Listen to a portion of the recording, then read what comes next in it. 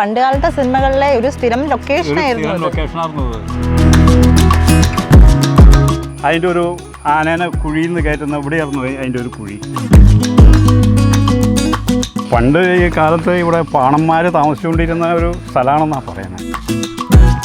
പട്ടാളം സിനിമയുണ്ടല്ലോ, അതിൻ്റെ വനത്തിൽ നടക്കുന്ന വെടിവയ്പ്പ് കംപ്ലീറ്റ് ചെയ്ത് ഈ ഏരിയയിലാണെന്ന് പറയുന്നത്. സൈഡിൽ നിന്ന് നല്ല ഫോട്ടോസ് നമുക്ക് എടുക്കാൻ പറ്റും. എറണാകുളത്ത് നിന്ന് ഒരു 1.5-2 മണിക്കൂർ ഡിസ്റ്റൻസിൽ നമുക്ക് എത്തിപ്പെടാൻ പറ്റിയ ഒരു ഇക്കോ ടൂറിസം സെൻറ്ററിലാണ് നമ്മളിപ്പോൾ ഉള്ളത്. പാണൻകുഴി ഉദ്യാനം ആണ് ഇത്. ഇവിടെ അഭയാരണ്യം ഇക്കോ ടൂറിസം മേഖലയുടെ അണ്ടറിൽ വരുന്ന ഒരു സ്ഥലം തന്നെയാണ് ഈ പാണൻകുഴി ഉദ്യാനം എന്ന് പറയുന്നത്. അപ്പം ഈ ഉദ്യാനത്തെക്കുറിച്ചും ഈ ഉദ്യാനത്തിൻ്റെ കുറച്ച് റൂൾസ് ആൻഡ് റെഗുലേഷൻസിനെ കുറിച്ചൊക്കെ നമുക്ക് ചേച്ചിനോട് തന്നെ ചോദിക്കാം. ചേച്ചി, എന്താണ് ഈ ഉദ്യാനത്തിനെ കുറിച്ച് പറയാനുള്ളത്? ഇവിടെ എത്ര മണി വരെയാണ് നമുക്ക് സന്ദർശന സമയവും ബാക്കി കാര്യങ്ങളൊക്കെ ഉള്ളത്? രാവിലെ 8 മണി തുടങ്ങി വൈകിട്ട് 5 മണി വരെ 5 മണി വരെ ടൈം. പിന്നെ കൂടുതലും ഫാമിലി ആൾക്കാരാണ് കൂടുതൽ വരുന്നത്. അവരൊന്ന് കുളിക്കാനുള്ള സൗകര്യം അങ്ങനെ എല്ലാത്തിലും ഉണ്ട്. അപ്പോൾ നമുക്ക് ഒരുപാട് ആഴം കുറഞ്ഞ സ്ഥലങ്ങളിലോട്ട് നമ്മൾ കുളിക്കാൻ ആൾക്കാർ കൊണ്ടുപോകാറുണ്ട്. ആഴം കൂടിയാൽ അത് പ്രത്യേകം പറഞ്ഞിട്ടാണ് ക്ലാസ് എടുത്താൽ അവരങ്ങോട്ട് വിടുന്നത്. വേറെ കുഴപ്പമൊന്നുമില്ല, എല്ലാം കൊണ്ട് നല്ലൊരു ഏരിയ തന്നെയാണ് അല്ലേ? ഓക്കെ. ഇവിടെ ഏതെങ്കിലും ദിവസങ്ങളിൽ ഇപ്പം നമുക്ക് സന്ദർശനം ഇല്ലാത്ത ഡേയ്സ് ഉണ്ടോ, അതോ എല്ലാ ദിവസവും ഇത് ഓപ്പണിംഗ് ആണോ? തിങ്കളാഴ്ച ഇവിടെ ഹോളിഡേ ആണ്. ഇത് അടച്ചിടും അല്ലേ?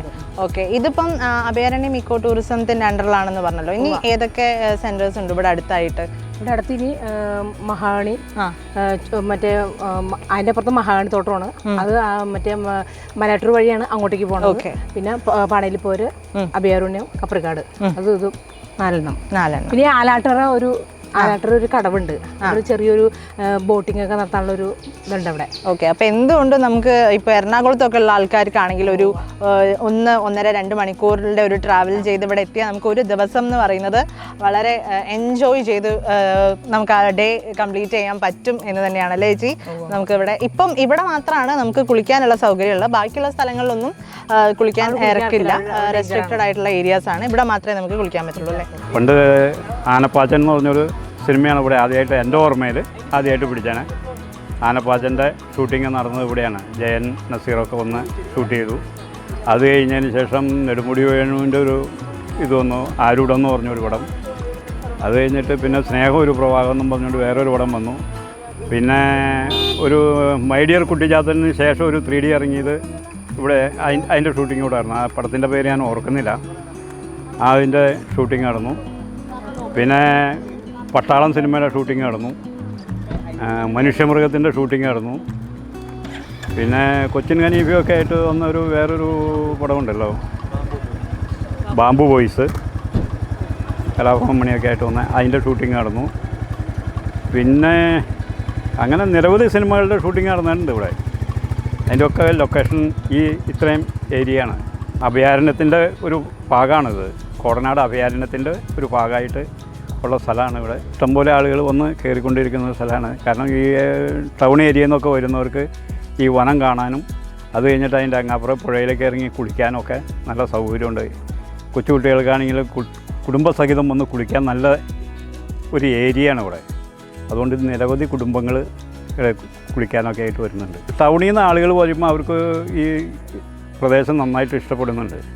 അതുകൊണ്ട് ഓരോ പ്രാവശ്യവും ഇങ്ങനെ ഓരോരുത്തർ പോയി കഴിയുമ്പോൾ അടുത്ത ടീമുകൾ ഇങ്ങനെ അവർ തന്നെ വിളിച്ചു കൊണ്ടുവന്ന് ഇഷ്ടംപോലെ ആളുകൾ ഇങ്ങനെ വരുന്നുണ്ട്.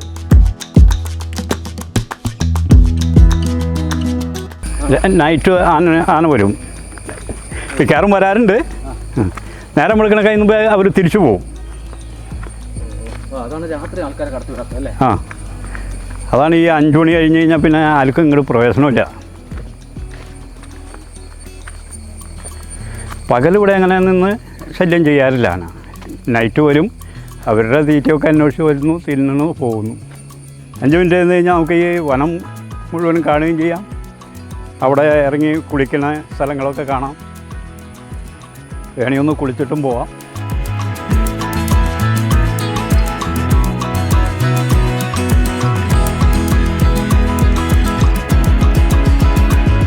അടുത്ത കാലത്ത് ഇവിടെ ഏതെങ്കിലും സിനിമ ഷൂട്ടിംഗ് നടന്നിട്ടുണ്ടോ?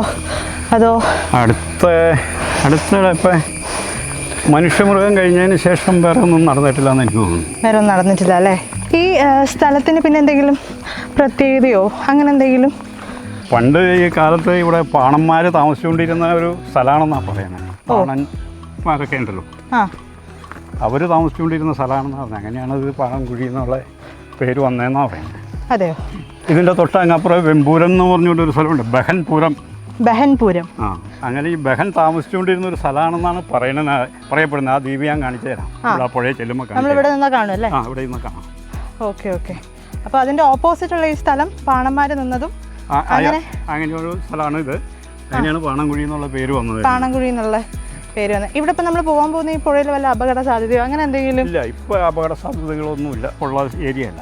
ഓക്കെ. ഇവിടെ അതുകൊണ്ടാണ് നിലവിൽ ഒത്തിരി ആളുകൾ ഇങ്ങനെ വന്നുകൊണ്ടിരിക്കണം, കാണാനും കുളിക്കാനും ഒക്കെ ആയിട്ട്. Okay okay okay. സീസൺ എപ്പോഴാണ്? സീസൺ ഈ വേനൽക്കാണ് ഇതിൻ്റെ സീസൺ അധികവും. വേനൽക്കാലത്ത്. ഈ മഴക്കാലം വിളിച്ചു കഴിഞ്ഞാൽ പൊതുവെ ആളുകൾ വരവ് കുറയും അല്ലേ? കാരണം ഈ മഴ ഒക്കെ ആയിട്ട് ഇങ്ങനെ കാട്ടിലൊക്കെ ഇറങ്ങി പോകാനൊക്കെ ബുദ്ധിമുട്ടാണല്ലോ എന്ന് വിചാരിച്ച് അങ്ങനെ ആളുകൾ കുറവായിരിക്കും. Okay okay okay. ഇത് കുറച്ച് എങ്കിലും ഈ അവധി ദിവസങ്ങളിലൊക്കെ നല്ല ആളുകൾ വരും അല്ലേ? അവധി ദിവസങ്ങളിലൊക്കെ ആളുകൾ എൻജോയ് ചെയ്യാൻ വരുന്നൊരു സ്ഥലമാണ്. മഴയുള്ള സമയം തന്നെ ആയതുകൊണ്ട് കുറെ തെന്നൽ വഴുക്ക് തെന്നലൊക്കെ ഉണ്ട്, ചെറുതായിട്ടൊക്കെ ഉണ്ടാവും. ആന മാത്രമാണോ അതോ വേറെ ഏതെങ്കിലും? നിലവിൽ ഇപ്പോൾ ആന, പിന്നെ പന്നി. ഓക്കെ. ആനയും പന്നിയൊക്കെ ശല്യങ്ങളുണ്ട്. അത് ഈ നാട്ടുപ്രദേശത്തൊക്കെ ഉണ്ട്. ഇത് ചീനി എന്ന് പറഞ്ഞൊരു ആ മരത്തിൻ്റെ പേര് ചീനി എന്നാണ്. ഇത് പണ്ട് കാലത്ത് ഈ വഞ്ചി കടലിലെ വള്ളങ്ങളൊക്കെ ഉണ്ടല്ലോ നിർമ്മിക്കാൻ ഉപയോഗിച്ചുകൊണ്ടിരുന്ന ഒരു മരം. അത് ഒറ്റ മരമായിട്ട് ഇങ്ങനെ ഉപയോഗിച്ചുകൊണ്ടിരിക്കുന്നത്. ഇതിപ്പോൾ തന്നെ ഒരു 6 ആളെങ്കിലും വട്ടം പിടിച്ചാൽ അങ്ങനെ നിരന്ന് നിന്ന് പിടിച്ചാലാണ് ഇതെത്തുക അല്ലേ? ഇങ്ങനെയാണ് ഇതിൻ്റെ. ഈ മരത്തിന്റെ പേരെന്താ? ഇത് ചീനി എന്ന് പറയും. ചീനി എന്നാണ് ഈ മരത്തിന്റെ പേര്.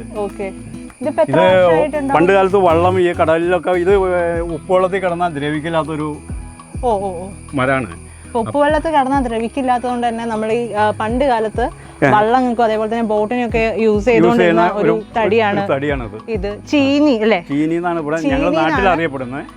ഇവിടെ ഈ എറണാകുളം ഈ ഒരു ഏരിയയിൽ ഇതിനെ ചീനി എന്നാണ് അറിയപ്പെടുന്നത്. വളരെ വലിയൊരു മരമാണ്. ഇതിന്റെ സൈസ് തന്നെ നമുക്കിപ്പോൾ കാണാം. ചേട്ടൻ പറഞ്ഞ പോലെ ഒരു 6-7 ആൾക്കാർ റൗണ്ടായിട്ട് പിടിച്ചാലും ചിലപ്പോൾ എത്തില്ല, അത്രയും ഒരു വലിയ മരമാണ്. ഇത് വേരാണോ ചേട്ടാ? ആ മരത്തിന്റെ വേര് എന്ന് പറഞ്ഞാൽ അതിന്റെ രീതി അങ്ങനെയാണ്. ഇപ്പൊ ഒരു കുടുംബത്തിന് വേണ്ടി താമസിക്കാവുന്ന രീതിയിൽ വരെ 2 ഓരോ വില്ലി എന്നാ പറയുന്നത്. ഇതിന്റെ ഓരോ വേരിനെ എന്താ പറയാ? വില്ലി എന്നാ ഞങ്ങൾ ഇവിടെ പറയുന്നത്. വില്ലി എന്നാണ് ഇവിടെ പറയാ. Okay okay. ഈ വേരിനെയൊക്കെ വില്ലി എന്നാണ് ഇവിടെ പറയാറ്. ഓരോ പൊത്ത് അല്ലെങ്കിൽ ഒരു അറ പോലെ നമുക്ക് കാണാം. ഈ മരം അത്യാവശ്യം നമുക്കിവിടെ കണ്ടാൽ അറിയാം. നമ്മൾ മഞ്ഞുമൽ ബോയ്സ് കണ്ടവർക്കൊക്കെ അറിയാം, ഇതേപോലത്തെ പേര് എഴുതി വെക്കുന്ന ഒരു ശീലം നമ്മുടെ ടീംസിന് അല്ലെങ്കിൽ യങ്സ്റ്റേഴ്സിന് നല്ലോണം ഉണ്ട്. അപ്പോൾ അതേപോലെ കുറച്ച് പേരൊക്കെ ഇവിടെ ഉണ്ട്. എസ് ലവ് ഇ എന്നൊക്കെ എഴുതി വെച്ചിട്ടുണ്ട്. സോ എന്തായാലും ഈ ഒരു ഏരിയ ഇപ്പോൾ ഫോട്ടോഷൂട്ടൊക്കെ താല്പര്യമുള്ളവരാണെങ്കിൽ ഈ ഒരു സൈഡിൽ നിന്ന് നല്ല ഫോട്ടോസ് നമുക്ക് എടുക്കാൻ പറ്റും.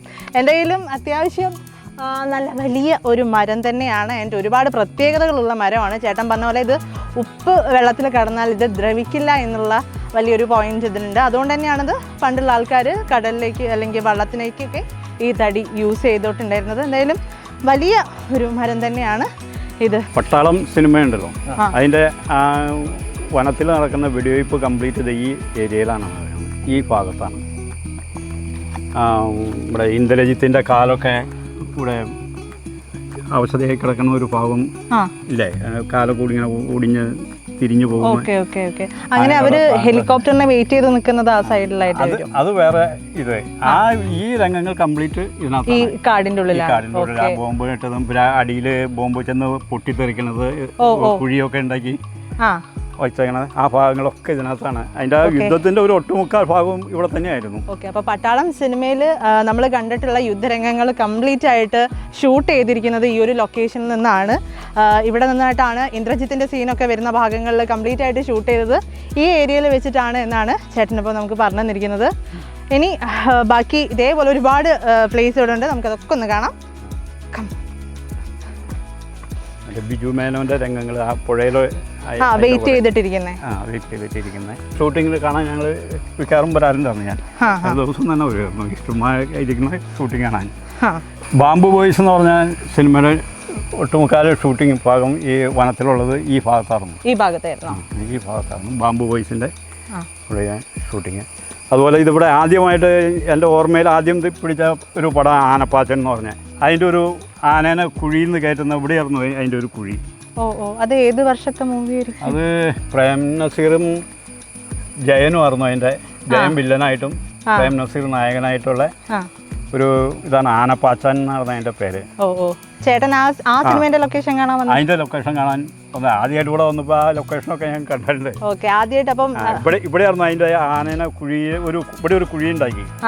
അത് ആ കുഴിയിൽ ആനേനെ ഇറക്കിയിട്ടിട്ട് ആനേനെ ആ കുഴിയിൽ നിന്ന് കയറ്റുന്ന ഒരു രംഗം ചിത്രീകരിക്കാൻ വേണ്ടി ഇവിടെ ഞാൻ അത് ചെയ്തത്. ഓക്കെ അന്നത്തെ ചേട്ടൻ്റെ ആ ലൊക്കേഷൻ കണ്ടതും ആ ഒരു സിനിമ ഷൂട്ടിംഗ് കണ്ടതും ഒക്കെ എങ്ങനെ ഉണ്ടായിരുന്നു? അത് ആദ്യമായിട്ട് കാണുന്നതായിരുന്നു. അപ്പോൾ ഞങ്ങൾ ഇവിടെ ഈ നാട്ടിലൊരു ഉത്സവമായിരുന്നു അത്. കാരണം ഈ നാട്ടുകാർ മുഴുവനും വന്ന് ഇത് കാണുമായിരുന്നു. ആദ്യമായിട്ട് വന്ന ഒരു ഷൂട്ടിംഗ് അതാ. അത് അതുകൊണ്ട് നാട്ടുകാർ ഒരു ഉത്സവമാക്കി മാറ്റി. അത് അത്ര ആളുകളായിരുന്നു. ഒരു ഉത്സവത്തിൽ കൂടുതൽ ആളുകൾ ഇവിടെ വന്ന് കൂടിയായിരുന്നു. ഓക്കെ ഇത് പിന്നെ വരുന്ന ടൂറിസ്റ്റുകൾക്ക് ഇരുന്ന് ആടാനും ഒക്കെ ആയിട്ടുള്ള ഊഞ്ഞാൽ അത് ഒരു 3-4 ഉണ്ട് ഇവിടെ. നമ്മൾ ഏകദേശം പുഴേൻ്റെ അടുത്ത് എത്തിയിട്ടുണ്ടല്ലേ? പുഴയുടെ അടുത്ത്. ഓക്കെ, ഈ പുഴയിലാണ് ഇവിടെ ഓരോ കടവായിട്ടുണ്ടോ നമുക്ക് ഇറങ്ങാൻ? ഇറങ്ങാൻ കടവൊക്കെ ആയിട്ടുണ്ട് ഇവിടെ. ഇഷ്ടംപോലെ വേനൽക്ക് വന്നു കഴിഞ്ഞ് കഴിഞ്ഞാൽ നമുക്ക് ആസ്വദിച്ച് കുളിക്കാനും വിശ്രമിക്കാനും ഒക്കെ പറ്റിയൊരു ഏരിയ അത്. ഓക്കെ, വഴുക്കുണ്ടാകും, തെന്നിയാൽ നേരെ താഴത്തേക്ക് എത്താം. ഓക്കെ, ഇത് മറ്റേ പാണിയേലി ആ പുഴ തന്നെയാണോ? പാണിയേലി പുഴ തന്നെ. അവിടെ നിന്ന് ഒരു 4 കിലോമീറ്റർ താഴെയാണ് ഇത്. 4 കിലോമീറ്റർ താഴെയാണിത് അല്ലേ? ഓക്കെ, പാണിയേലി പോയിരുന്നു.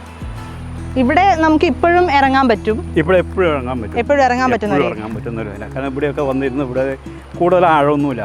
ഇറങ്ങി ഇത് എവിടെയൊക്കെ ഇറങ്ങി നിന്ന് കുളിക്കാം, അവിടെ ഇറങ്ങി നിന്ന് കുളിക്കാം, ഇവിടെയൊക്കെ നോക്കാം.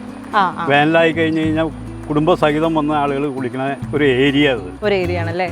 കാരണം എപ്പോൾ വന്നാലും ഇവിടെ ഇറങ്ങണതിന് ഒരു പ്രശ്നമില്ല.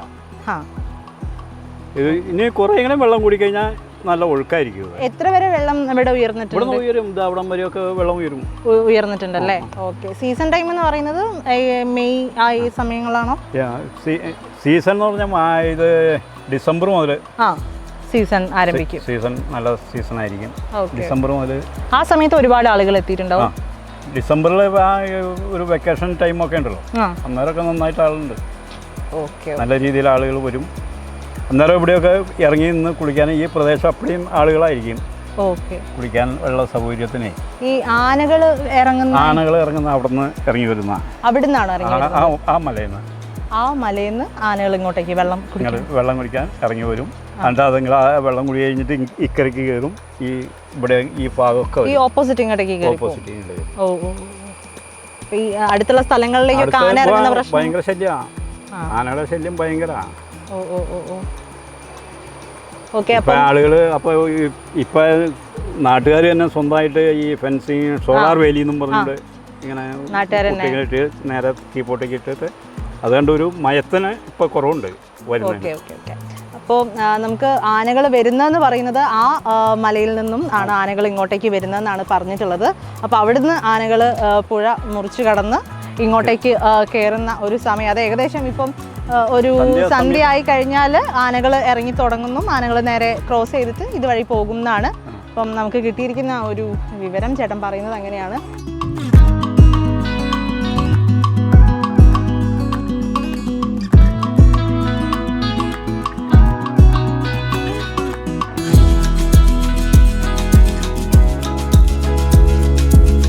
അതാണ് ഞാൻ പറഞ്ഞ ബഹൻപൂരം എന്ന് പറഞ്ഞ ഒരു തുരുത്ത്. അതിന് ചുറ്റും വെള്ളമാണ്. ചുറ്റും വെള്ളമാണ്. ചുറ്റും വെള്ളം, ഒരു ദ്വീപാണ്. അതിന്റെ 4 വശം ചുറ്റി അവിടെ നിന്ന് ചുറ്റി വന്നിട്ട് വെള്ളം ഇവിടെ വന്നിട്ട് ഒരുമിച്ച് അതിന്റെ അങ്ങേറ്റത്തുനിന്ന് 2ആയി തിരിയുമ്പോഴാണ്. രണ്ടായിട്ട് തിരിയും. ഒരു വർഷം ഇതിലേയും വരും, ഒന്ന് അതിലേയും വരും. ഇവിടെ ഒന്ന് യോജിച്ചിട്ട് വീണ്ടും ഒരുമിച്ച് ഇങ്ങനെ പോരുകയാണ്. ഈ ഭാഗത്തിൻ്റെ പുഴയിൽ എന്തെങ്കിലും പേര്? ഇല്ല, ഇത് പാണൻകുഴി തന്നെ. പാണൻകുഴി എന്ന് തന്നെ അറിയപ്പെടുന്നു സാർ. ഓക്കെ. ആ ബഹൻപുരം അവിടെ ആ ഏരിയ എന്തായിരുന്നു നേരത്തെ പറഞ്ഞിട്ടുണ്ടായിരുന്ന ഒരു ഹിസ്റ്ററി ഇല്ലായിരുന്നു? ഹിസ്റ്ററി അത് ഞാൻ പറഞ്ഞു. അത് പണ്ട് ബഹൻ താമസിച്ചുകൊണ്ടിരുന്ന ഒരു സ്ഥലമാണെന്നും അവിടെ ഒരു അമ്പലവും ഇതൊക്കെ ഉണ്ട്. അമ്പലത്തിന്റെ നിലവിലില്ല, അതിന്റെ അവശിഷ്ടങ്ങൾ കിടപ്പുണ്ട്. അങ്ങോട്ടേക്ക് ഇപ്പം ടൂറിസം ടൂറിസം ഇത് ആയിട്ടില്ല. നിലവിൽ അതിന്റെ ഒരു പ്രൊജക്റ്റ് ഒക്കെ വച്ചിട്ടുണ്ട്. ഇവിടുന്ന് ഒരു റോപ്പ് വെച്ചിട്ട് അങ്ങോട്ടേക്കുള്ളത് അങ്ങോട്ട് ഒരു ഇത് പ്ലാൻ വച്ചിട്ടുണ്ട് ഇപ്പോഴത്തെ ഈ ടൂറിസം ഇവരായിട്ട്. അപ്പൊ അങ്ങനെ വച്ച് ഉടനെ എപ്പോഴാ വരുമെന്ന് അറിയില്ല, വരുമെന്ന് പ്രതീക്ഷിക്കുന്നു.